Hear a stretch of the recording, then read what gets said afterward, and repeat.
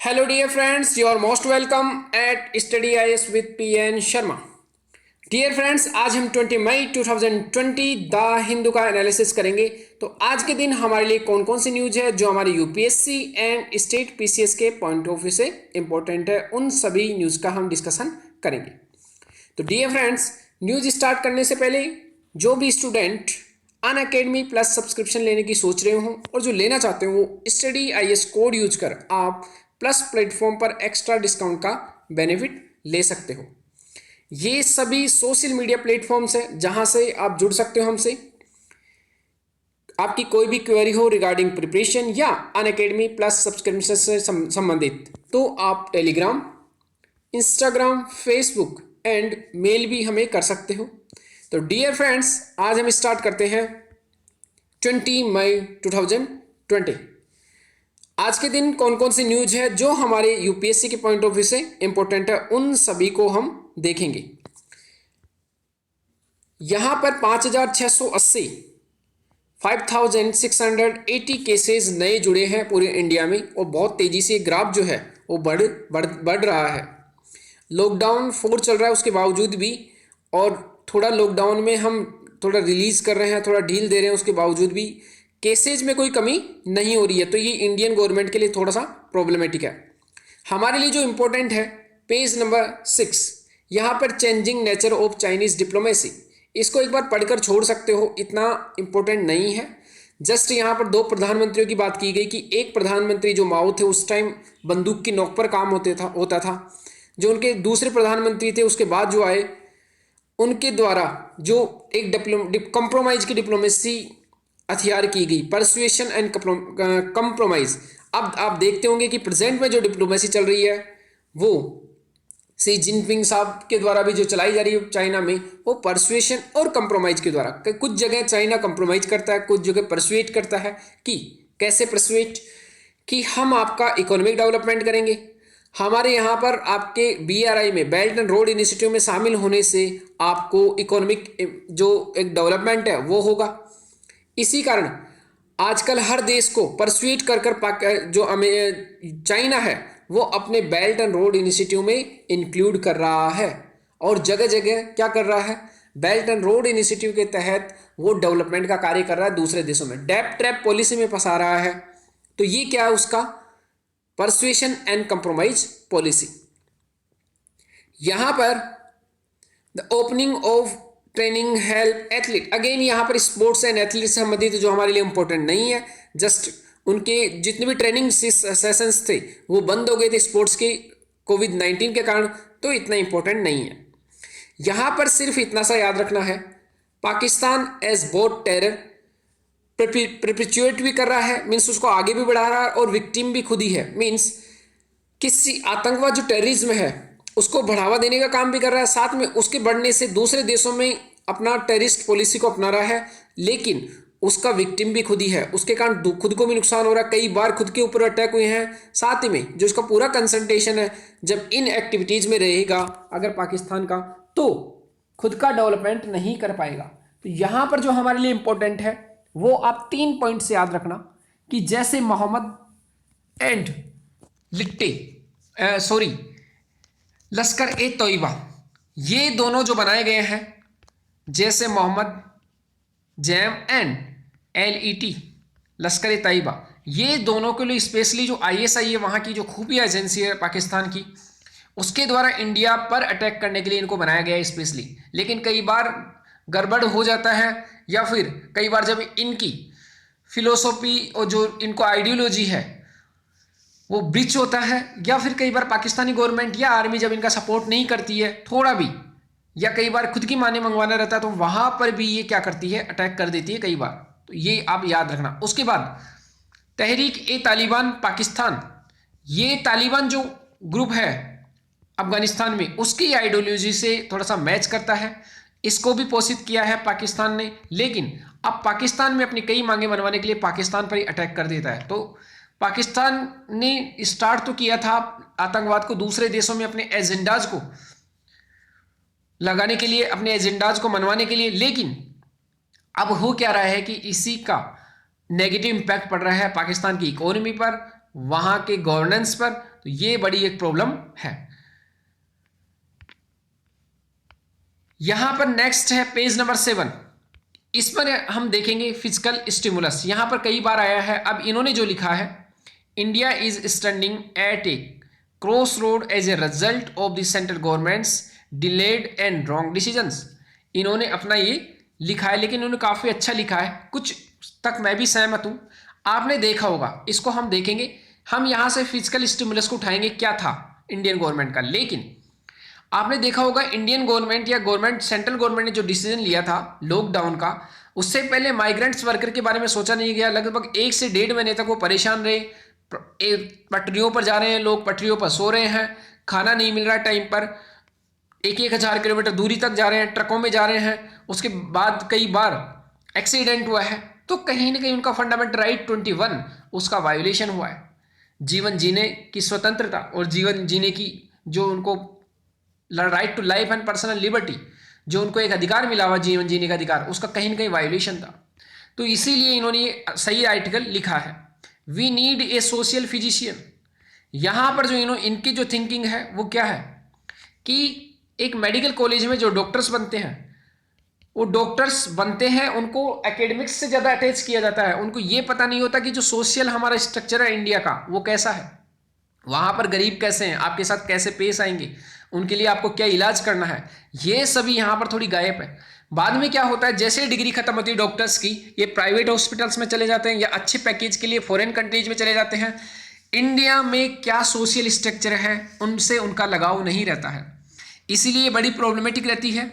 इसीलिए डॉक्टर्स के लिए इन्होंने कहा है कि उनको सोशल जो हमारा कम्युनिटी है, जो सोशल एंगेजमेंट है, उनमें उनको बढ़ावा दिया जाना चाहिए ताकि वो इंडिया की कंडीशंस को समझ सके और इंडिया के लिए बेहतर काम कर सके। इसके अलावा यहाँ पर अगर हम पेज नंबर 8 पर जाएंगे, उसके अलावा कोई न्यूज़ नहीं है। पेज नंबर 8 पर हमारे लिए जो इंपॉर्टेंट न्यूज़ है, इसको थोड़ा सा याद रखना। कोविड-19 likely to affect illicit drug supply. तो यूएन के अंतर्गत एक ऑफिस है, United Nations Office on Drug and Crime. ये यूनाइटेड नेशन के अंतर्गत काम करता है।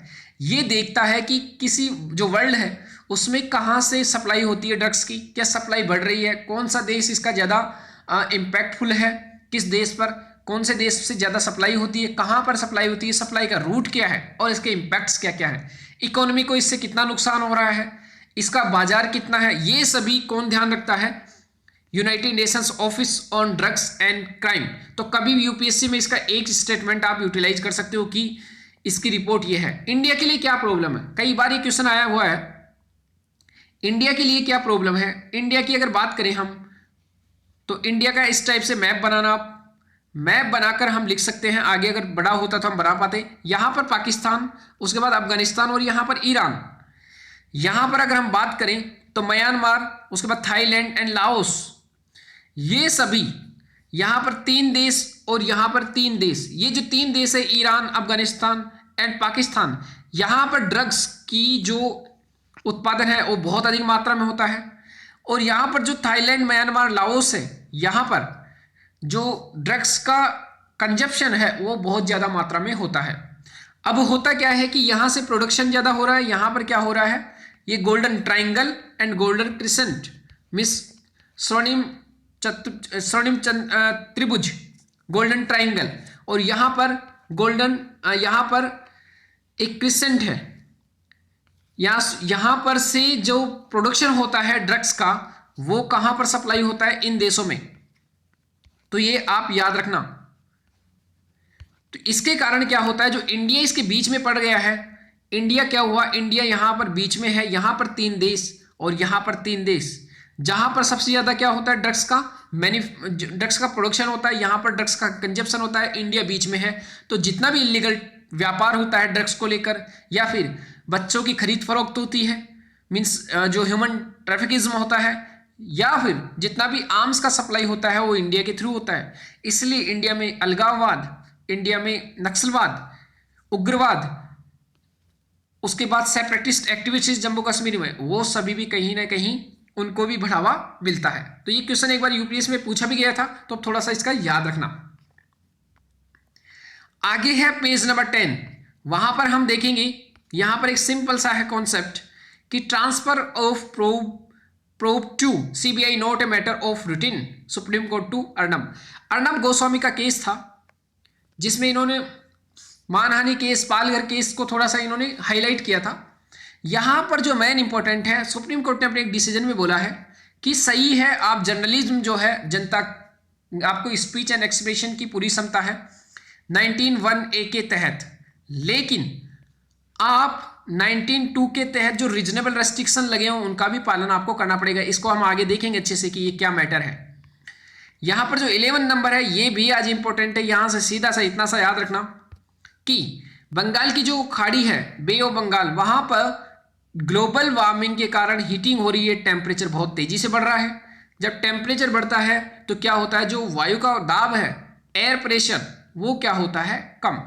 जब एयर प्रेशर यहां पर कम हो रहा है तो किसी दूसरे स्थान पर, हिंद महासागर के किसी दूसरे पार्ट में या प्रशांत महासागर के किसी पार्ट में, जब एयर प्रेशर वहां पर ज्यादा है तो अधिक वायुदाब से कम वायुदाब की तरफ तेजी से क्या होती है, जो हवाओं का प्रचलन होता है, हवाओं का ट्रांसपोर्टेशन होता है। तो इसी कारण हवाओं का जो सर्कुलेशन होता है तेजी से, उसके कारण आजकल जो बंगाल की खाड़ी है वहां पर तेजी से क्या आ रहे हैं, साइक्लोन्स। फैनी हमने पहले देखा था, हुदूद, ये सभी बहुत अब आजकल फ्रिक्वेंट हो गए हैं साइक्लोन्स, तो ये बड़ी प्रॉब्लम है। आगे जो मेन टॉपिक है एक, ये है we are not a proxy of any country से तालिबान। ये बहुत अच्छा स्टेटमेंट है इनको लोगों का। इन्होंने सीधे कहा है कि हम किसी दूसरे कंट्री के जो इंटरनल मैटर है उसमें क्या नहीं करते, हम इंटरफेयर नहीं करते दूसरे कंट्रीज के इंटरनल अफेयर्स में। और इसी में कश्मीर को लेकर भी इन्होंने कहा है कि हम कश्मीर का जो मैटर है वो इंडिया का इंटरनल मैटर है, हम ऐसे मैटर्स में क्या नहीं करते, इंटरफेयर। तो ये बहुत अच्छी बात है। एक जो इंपॉर्टेंट न्यूज है, हाइड्रोक्सीक्लोरोक्विन, बस Trump says he is taking hydroxychloroquine, जो मलेरिया की जो एंटी मलेरिया ड्रग्स थी जिसका उपयोग कोरोना वायरस के जो इन्फेक्ट पेशेंट थे उनको करने के लिए अमेरिका ने इंडिया से इंपोर्ट किया था हाइड्रोक्सीक्लोरोक्विन। तो बस इतना सा थोड़ा सा इसके बारे में याद रखना। पेज नंबर 15, पेज नंबर 15 पे हम एमएसएमई देखेंगे। यहां पर कि एमएसएमई की परिभाषा में क्या चेंज किया गया है, इन्वेस्टमेंट एंड टर्नओवर कितना कितना रखा गया है एमएसएमई के लिए, वो हम देखेंगे। तो let's start from topic number first. उससे पहले प्रीवियस जो लेक्चर था उसका एक क्वेश्चन, भारत में जुडिशियल रिव्यू का अर्थ क्या है। इसमें कोई भी विधियां, मीन्स जितने भी लीगल एक्ट्स रहते हैं या फिर कार्यपालिका आदेश, मीन्स जो एग्जीक्यूटिव ऑर्डर्स रहते हैं, उनकी कॉन्स्टिट्यूशनलिटी को पता करने के लिए, उनके कॉन्स्टिट्यूशनलिटी को देखने के लिए न्यायपालिका का एक अधिकार है। आगे चलते हैं। विधानमंडलों द्वारा निर्मित विधियों के प्रज्ञान को प्रसन्नगत करने का न्यायपालिका का अधिकार। यहां पर प्रसन्नगत करने की जगह यहां पर क्या है, संवैधानिकता की, कॉन्स्टिट्यूशनली प्रसन्नगत करने का कोई मामला ही नहीं है। न्यायपालिका का सभी विधायी अधिनियमों के राष्ट्रपति द्वारा उन पर सहमति प्रदान किए जाने से पूर्व पुनरीक्षण, सहमति बाद होने के बाद न्यायपालिका का समान और विभिन्न वादों में पूर्व में दिए गए स्वयं के निर्णयों का पुनरीक्षण। यहां पर तो न्यायिक पुनरीक्षण की जगह यहां पर क्या होता है, खुद के ही जो निर्णय रहते हैं उनको देखा जाता है। इस कंडीशन में सुप्रीम कोर्ट ने पहले कोई जजमेंट दिया है तो ये न्यायिक पुनरीक्षण में नहीं आता है। यहां जो मेन इंपॉर्टेंट है वो है कि कोई भी विधि, कोई कार्यपालिका का आदेश जो फंडामेंटल राइट्स का वायोलेशन कर रहा है तो उसको जांचने के लिए सुप्रीम कोर्ट के पास या फिर हाई कोर्ट के पास ये शक्ति है कि वो न्यायिक पुनरीक्षण या जुडिशियल रिव्यू कर सकती है। तो यहाँ स्टेटमेंट जो है क्या हो जाएगा, फर्स्ट ऑप्शन यहाँ क्या हो जाएगा, राइट।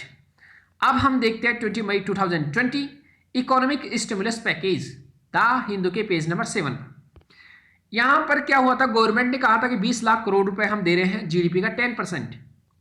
आरबीआई एंड प्रधानमंत्री गरीब कल्याण योजना गवर्नमेंट। अब देखते हैं इकोनॉमिक स्टिमुलस पैकेज क्या होता है। लेकिन माय डियर फ्रेंड्स, यहां हो क्या रहा है, हमको क्या लग रहा है कि 20 लाख करोड़ का पैकेज गवर्नमेंट दे रही है, लेकिन यहां पर आरबीआई ने आज से 2-3 महीने पहले ही स्टार्ट कर दिया था लिक्विडिटी को इकोनॉमी में लाना। अब ये पहले से 2-3 महीने से जो आरबीआई ने जितने काम किए हैं, लगभग 2 से 3 लाख करोड़ रुपए का जो लिक्विडिटी में पैसा जो इकोनॉमी में डाला है उसको भी इसमें इंक्लूड किया जा रहा है। अब लोगों को क्या लगता है कि जो प्रधानमंत्री साहब आए हैं उन्होंने 20 लाख करोड़ का नया पैकेज लेके आए हैं, लेकिन ऐसा नहीं है। इसमें जो पहले से कई प्रोग्राम चल रहे थे, प्रधानमंत्री गरीब कल्याण योजना, उनको भी इसमें इंक्लूड कर दिया है। तो अब लगता है ऐसा है कि ये नया प्रोग्राम होगा जिसमें 20 लाख करोड़ अलग से आएंगे, लेकिन यहां पर क्या क्या है, डाटा का हेर फेर किया जाता है। मीन्स डाटा को इस तरह दिखाया जाता है कि जो पॉपुलेशन है, जो अनजान है, जो अवेयर नहीं है गवर्नमेंट की पॉलिसीज से, उसको इससे नुकसान होता है। गवर्नमेंट क्या करती है इकोनॉमिक स्टिमुलस पैकेज में, जो हमारे लिए काम का है वो है मॉनेटरी पॉलिसी। एक होती है मॉनेटरी पॉलिसी जो गवर्नमेंट लेकर आती है, एक होती है फिस्कल पॉलिसी। मॉनेटरी पॉलिसी में क्या करती है गवर्नमेंट, रेपो रेट को कम करती है जो वर्तमान में 4.4% है। रिवर्स रेपो रेट, उसको जो कैश रिजर्व रेशियो है कि 100 रुपए में से अगर बैंक के पास आ रहा है तो 3 रुपए बैंक को कहाँ रखना पड़ेगा, आरबीआई के पास, तो इसको कर दिया है 3%। ब्याज दरें घटा देती है आरबीआई। ओपन मार्केट ऑपरेशन के तहत जो गवर्नमेंट सिक्योरिटीज है उनको खरीदना और बेचना, एंड रिवर्स रेपो रेट को कम कर देना, ये सभी तरीके हैं जिनके द्वारा मॉनेटरी पॉलिसी के द्वारा फिजिकल स्टिमुलस लागू किया है किसने, आरबीआई ने। अगर फिजिकल पॉलिसी की बात करें, कई बार पहले भी इस पर डिस्कशन किए हैं, यहां पर सरकारी खर्च बढ़ा दिया जाता है। अब हम देख रहे हैं 20 लाख करोड़, तो 20 लाख करोड़ का कुछ पार्ट यहां पर है, कुछ पार्ट यहां पर है। लग क्या रहा है कि आरबीआई का कोई लेना देना ही नहीं है। यहां पर हमको क्या लग रहा है कि राजकोषीय नीति का पूरा पार्ट है 20 लाख करोड़ रुपए, लेकिन ऐसा नहीं है। आंकड़ों के साथ फेरबदल किया गया पूरा। कर में कटौती, यहां पर कर में कटौती क्या हो रही है, और अगेन एक पॉइंट, 20 लाख करोड़ में से 3 लाख करोड़ एमएसएमई सेक्टर के लिए दिया गया है। और वो भी किस रूप में, ऐसे नहीं कि हाथों में डायरेक्टली दे दिया जाएगा, लोन के रूप में, बिना गारंटी के। ये सही है कि बिना गारंटी के लोन, लेकिन लोन तो बाद में चुकाना पड़ेगा एमएसएमई को। अब एमएसएमई लोन चुकाएगी, कैसे चुका पाएगी, जब उसको प्रॉफिट होगा। और प्रॉफिट कब होगा, जब उस जो कोई भी माल बनाए उस माल की डिमांड हो। जब एमएसएमई के माल की डिमांड ही नहीं है मार्केट में, लोगों के हाथ में पैसा ही नहीं है, तो एमएसएमई उस 3 लाख करोड़ का क्या करेगी, तो 3 लाख करोड़ पूरा मार्केट में जाएगा ही नहीं। तो ये सभी क्या है, अगेन जो हमने पैसा तो रख दिया सामने किसी के, या हमने गेहूं वगैरह तो सामने रख दिया, लेकिन उसको रोटी बनाने के लिए हमने पूरे सामान दिए ही नहीं, तो कैसे आप गांव को यूटिलाइज कर पाओगे। तो यहाँ पैसा सामने रखा हुआ है, लेकिन और जो जितनी डिमांड्स है, डिमांड के रूप में जो सप्लाई चाहिए वो नहीं है किसके पास, एमएसएमई के पास। तो ये बड़ी प्रॉब्लम है। कर में कटौती, कर में कटौती किया गया है, जो इंडिविजुअल टैक्सेज है उसमें कमी कर दी गई है, और निवेश के लिए सब्सिडी, कई जगह सब्सिडी स्टार्ट की गई है। प्रधानमंत्री गरीब कल्याण योजना के तहत खर्च को बढ़ाया गया है। अब मॉनेटरी पॉलिसी है वो 2 प्रकार की होती है। इसमें अगर देखें हम टाइप, तो एक होती है हार्ड मॉनेटरी पॉलिसी जिसके तहत ब्याज दरों को बढ़ा दिया जाता है। एक होती है expansionary means cheap monetary policy जिसके तहत ब्याज दरों को कम किया जाता है। तो प्रेजेंट में जो चल रही है वो क्या है, ब्याज दरों को कम करने वाली। और यूपीएससी में इससे संबंधित 2019 में सीधा सा एक क्वेश्चन पूछा गया था कि जो मूल्य गिरता है, मूल्य का अवमूल्यन, जो रुपए का अवमूल्यन है, उसको रोकने के लिए कौन सा एक तरीका हो सकता है। तो उसमें से ये तरीका नहीं रहता मूल्य को रोकने के लिए। अगर हमारे रुपए का मूल्य गिर रहा है तो उसके लिए एक्सपांशनरी नहीं चाहिए, इसका कोई लेना देना नहीं है मूल्य को जो रुपए का मूल्य गिरने से रोकने के लिए। टूल्स कौन से मॉनेटरी पॉलिसी की, क्वांटिटिव मीन्स मात्रात्मक, सीधा मात्रा जो पैसों की मात्रा रहती है उसको ये कंट्रोल करते हैं। क्वालिटेटिव में अल्टरनेटिव मेथड है जिसके तहत कुछ और मेथड अपनाए जाते हैं। मात्रात्मक में रिवर्स जो रेपो रेट है वो रिवर्स रेपो रेट, 2 रेशियो रहते हैं जिसमें सीआरआर, ये आरबीआई के पास पैसा रखती है बैंक में इससे, और एसएलआर के थ्रू लगभग 18% बैंक खुद के पास अपना पैसा रखती है। अगर बैंक के पास 100 रुपये आ रहे हैं तो 3 रुपये वो आरबीआई के पास रखेगी, 18 रुपये अपने पास रखेगी, उसके बाद जो बचा हुआ पैसा उसको ही लोन पर दे पाएगी, बाकी इस पैसे को लोन पर नहीं देगी। बैंक रेट अगेन जैसे रेपो रेट है उसी तरह बैंक रेट भी होती है। ये दीर्घकालीन टाइम के लिए अगर आरबीआई से पैसा लेती है बैंक्स, तो जो ब्याज दर वसूलती है आरबीआई बैंकों से उसको बोलते हैं bank rate. MSF marginal standing facility, इसके तहत एक नाइट के लिए पैसा देती है आरबीआई बैंकों को उधार। ओपन मार्केट ऑपरेशन, ये क्या है, ओएमओ, इसके तहत गवर्नमेंट सिक्योरिटीज को खरीदना और बेचना। कौन, आरबीआई के थ्रू। गवर्नमेंट सिक्योरिटीज क्या होती है, अगर गवर्नमेंट को पैसा लेना रहता है तो वो सिक्योरिटी जारी करती है और उनमें इन्वेस्टमेंट करते हैं लोग पैसा अपना। जब गवर्नमेंट को पैसा चाहिए तो गवर्नमेंट सिक्योरिटीज को बेचती है, और जब गवर्नमेंट को वापस मार्केट में लिक्विडिटी बढ़ानी रहती है तो वो आरबीआई के थ्रू क्या करती है, उनको वापस खरीद लेती है। यहां पर क्वालिटेटिव जो है उसमें अल्टरनेटिव है मार्जिन रिक्वायरमेंट। मींस अगर 1 हेक्टेयर से आपको प्रेजेंट में लोन मिल रहा है 10 लाख का, अगर बाद में वही 1 हेक्टेयर से 5 लाख का कर दे तो आपके पास में क्या हो जाएगा, मनी का फ्लो क्या हो जाएगा, आपके हाथ में कम हो जाएगा, इकोनॉमी में मनी फ्लो कम हो जाएगा। तो ये कितनी सिक्योरिटी रखकर कितना पैसा मिलता है ये डिसाइड करता है आरबीआई बैंकों के लिए। नैतिक दबाव, आरबीआई अपने रेपो रेट कम करता है तो बैंक्स जो है वो भी अपनी ब्याज दरें कम करें, ये है नैतिक दबाव। क्रेडिट राशनिंग, जो बैंक लोन दे रही है वो पर्टिकुलर एक क्षेत्र में कुछ लोन जाए, पर्टिकुलर क्षेत्र को बांट देते हैं कि उस क्षेत्र को इतना लोन जाना चाहिए। जैसे प्रायोरिटी सेक्टर लैंडिंग, कुछ क्षेत्र ऐसे आरबीआई ने डिसाइड कर रखे हैं जिनमें बैंकों को अपना टोटल लोन का 40% देना ही पड़ेगा, जैसे हाउसिंग है, गरीबों को देना है, ये सभी। फिस्कल स्टिमुलस, ये अभी हमने देख लिया, इसमें मॉनेटरी पॉलिसी पार्ट रहता है, राजकोषीय नीति इसमें 3 और इसमें 2। यहां पर कब इसको लाया जाता है, जब स्लो डाउन हो जाए, जब रिसेशन हो जाए, जब डिप्रेशन हो जाए, ये सभी कंडीशन है। जब इकोनॉमी में स्लो डाउन मींस पहले इकोनॉमी बढ़ रही है फिर धीरे धीरे कम हो रही है, और जब नेगेटिव में चले जाए तो ये क्या है, रिसेशन। यहां पर नेगेटिव में चली जाती है क्या, हमारी ग्रोथ रेट। और डिप्रेशन में क्या होता है, जब ग्रोथ रेट नेगेटिव में रहे साथ में प्राइस जो है वो भी कम हो जाए। अगर हम यहां से देखें तो यहां क्या हो रही है, ये जो एंगल है यहां पर, ये स्लो डाउन का एंगल है, यहां से यहां तक और आगे हो रहा है, यहां नेगेटिव में ग्रोथ रेट है लेकिन मूल्य जो है प्राइजेज वो तो बढ़ रहे हैं। जब यहां नेगेटिव में ग्रोथ रेट है, जब मूल्य भी कम होने लगे ग्रोथ रेट के नेगेटिव के साथ, तो ये है आपका डिप्रेशन, ये सबसे डेंजर कंडीशन रहती है। मींस रिसेशन में जो ग्रोथ रेट है नेगेटिव तो है लेकिन प्राइजेस कम नहीं हो रहे हैं, लेकिन डिप्रेशन में प्राइजेस भी कम होना स्टार्ट हो जाते हैं। एक तरफ हम जीडीपी लें और एक तरफ हम ग्रोथ रेट लें तो ये ग्राफ बनकर आएगा, इसको याद रखना। पीएम केयर्स, द हिंदू के पेज नंबर 7 पे था, prime minister citizen assistance and relief emergency fund. ये एक चैरिटेबल ट्रस्ट है जिसका चेयरमैन है पीएम, एंड 3 इसमें मेंबर है, डिफेंस, फाइनेंस एंड होम। इसको इनकम टैक्स से छूट मिली हुई, मीन्स इस फंड में जितना भी पैसा आएगा उस पर कोई टैक्स नहीं लगेगा। इसमें दान कौन कर सकता है, इंडिविजुअल, कोई एक व्यक्ति और ऑर्गेनाइजेशन। अगर इंडिया में कोई ऑर्गेनाइजेशन है या कोई व्यक्ति है तो वो इंडियन भी हो सकता है और बाहर का कोई व्यक्ति भी हो सकता है। लेकिन इसमें दान कौन नहीं कर सकता, फॉरेन का कोई कॉरपोरेट है वो इसमें दान नहीं कर सकता, फॉरेन की कोई सरकार है गवर्नमेंट वो इसमें दान नहीं कर सकता। लेकिन अगर फॉरेन का कोई इंडिविजुअल व्यक्ति है, कोई संगठन है, वो तो इसमें दान कर सकता है। ये CSR के दायरे में आएगा। मीन्स क्या होता है, कंपनियों का जो प्रॉफिट रहता है तो 3 साल में उनको जो प्रॉफिट रहता है उसका 2% उनको ऐसे कामों में, सामाजिक कार्यों में खर्च करना ही पड़ता है, उसको बोलते हैं CSR। तो इसको CSR के दायरे में माना जाएगा। मीन्स कंपनियां CSR का दावा कर सकती है इसमें फंड देकर।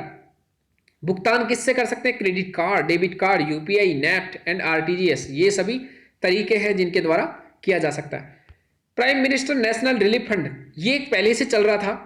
1948 में नेहरू जी ने इसको, जो पाकिस्तान से लोग विस्थापित हुए थे इंडिया में उनके लिए इसको बनाया गया था, लेकिन अब इसका उपयोग किया जाता है जैसे दंगा पीड़ित है, भूकंप, चक्रवात, बाढ़, आपदा, इनके लिए इसका उपयोग किया जाता है। इसका अध्यक्ष पीएम, और इनसे इसको बजट से कोई सहायता नहीं मिलती है। सार्क कोविड-19 इमरजेंसी फंड भी बनाया गया है तो इसके बारे में भी थोड़ा सा याद रखना। अब है रीजनेबल रेस्ट्रिक्शन। हमने देखा था स्पीच एंड एक्सप्रेशन किसके तहत आता है, article 19(1)(a). Article 19(1)(a), B, C, D, E, F and G, ये सभी आप याद रखना। Article 1(a) speech and expression, यहां पर क्या है, असेंबल, एक जगह इकट्ठा होना, एसोसिएशन में संघ बनाना। जो C, D एसोसिएशन के बाद आप मूवमेंट कर सकते हो, कहीं पर जा सकते हो। उसके बाद E में आप कहीं पर बस सकते हो, रेजिडेंस। और F जो किसी समय संपत्ति के लिए था इसको हटा दिया गया।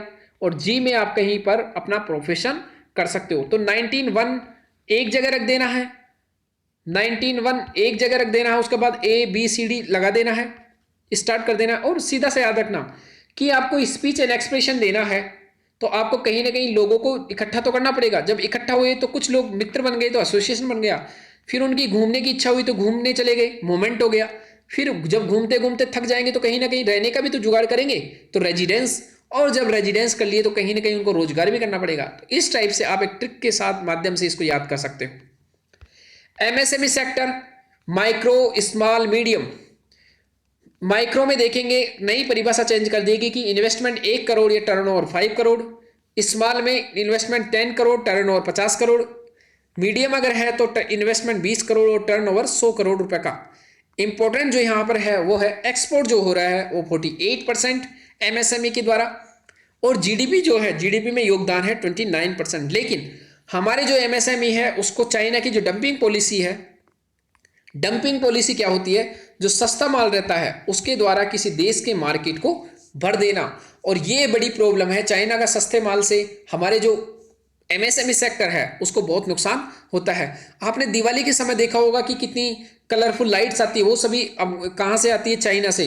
पूरा जो हमारे जितने भी त्योहार के समय जितना भी, चाहे चाइनीज मांझा हो, चाहे चाइनीज ये जितने भी इलेक्ट्रिक सामान हो, इन्होंने हमारे मार्केट में, हमारे त्योहारों में, जो किसी समय जो भी त्यौहार थे वो हमारे जो लोकल इकोनॉमी है, जो हमारा एक कुटीर उद्योग है, उसके लिए इंपॉर्टेंट थी।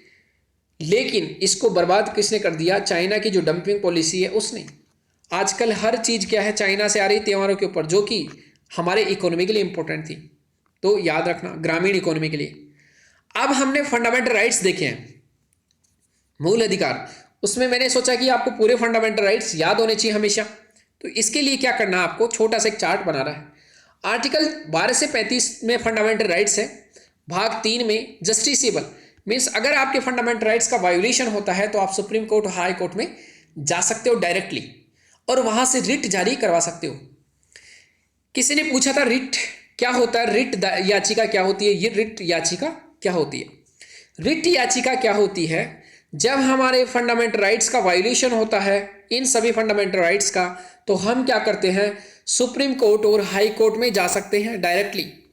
अब सुप्रीम कोर्ट में जाने के बाद हाई कोर्ट और सुप्रीम कोर्ट ये देखेगी कि क्या आपका फंडामेंटल राइट्स का वायोलेशन सही में हुआ है। उसके बाद सुप्रीम कोर्ट और हाई कोर्ट जो कंसर्न अथॉरिटी है उसके लिए रिट जारी करती है, मीन्स उसको निर्देश देती है। रिट मीन्स निर्देश देती है कि आप ऐसा करो।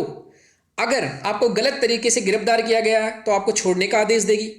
अगर कोई गवर्नमेंट अधिकारी सही तरीके से काम नहीं कर रहा है तो मैंडेमस के तहत उसको कहती है कि आप सही तरीके से काम करो।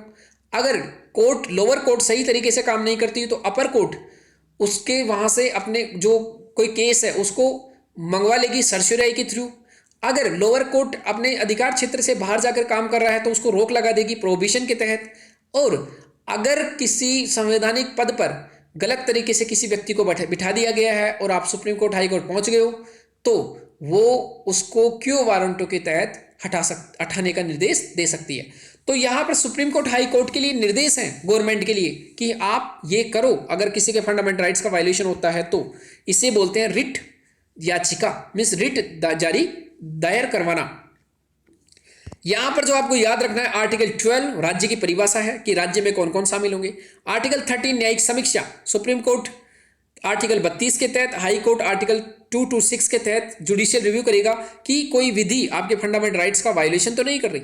आर्टिकल 14 से लेकर 18 समानता के लिए है, जिसमें आर्टिकल 14 में विधि के समक्ष समानता, 15 में किसी के साथ भेदभाव नहीं किया जाएगा विभिन्न आधारों पर, चाहे वो लिंग हो, जाति हो, चाहे वो किसी का जन्म स्थान हो, इन सभी आधारों पर।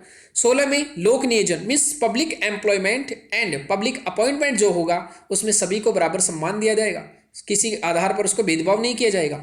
17 में अनटचेबिलिटी, अस्पृश्यता की समाप्ति।